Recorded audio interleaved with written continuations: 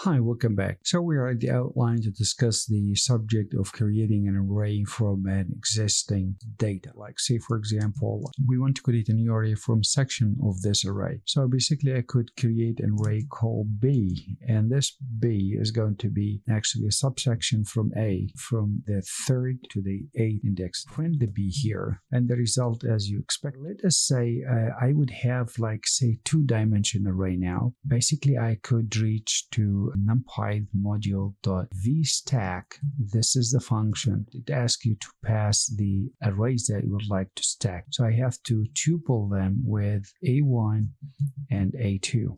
Print the result. As expected, the value has been stacked in vertical wise. So, and let's stack them this time instead of a vertical wise, horizontal wise. So yes, you guessed right, just by changing this to H stack. As you expect, we're going to take the first row from the first row and stack them next to each other, and the second row stack them all together. We can also split NumPy array. Now if you run this, you get the result as you expected, 2 rows exactly by 12 variables. So basically what I'm going to do, I'm going to get to this B that I have just created to the first index, which is value 5, and I'm going to change this value to a new number. Let's say, for example, I'm going to get it into 99. Now, if I run this, I want you to watch carefully this value 5, which happens also to be in the original array. You could see that it's not changing only on the B that I have just sliced, but also on the original one.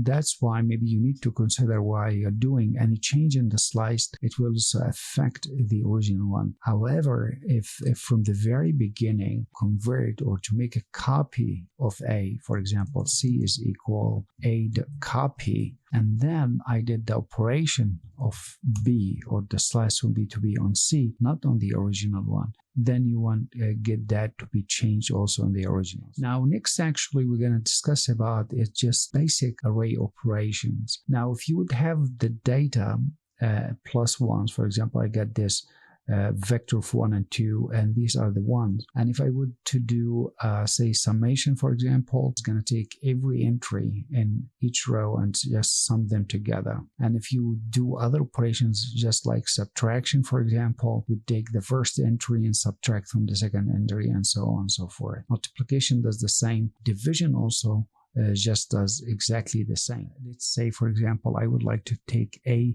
dot sum. Request you to decide on the axes. So I would say the axis is equal to 0. In this case, it's going to sum a row wise. In this case, we got the sum of this by row wise. Now, if I would have to do this on column wise, and as you expect, so it's sum all the columns in one row and all the columns in the second row, and so on and so forth. Next, we'll be discussing the broadcasting. I will see you then.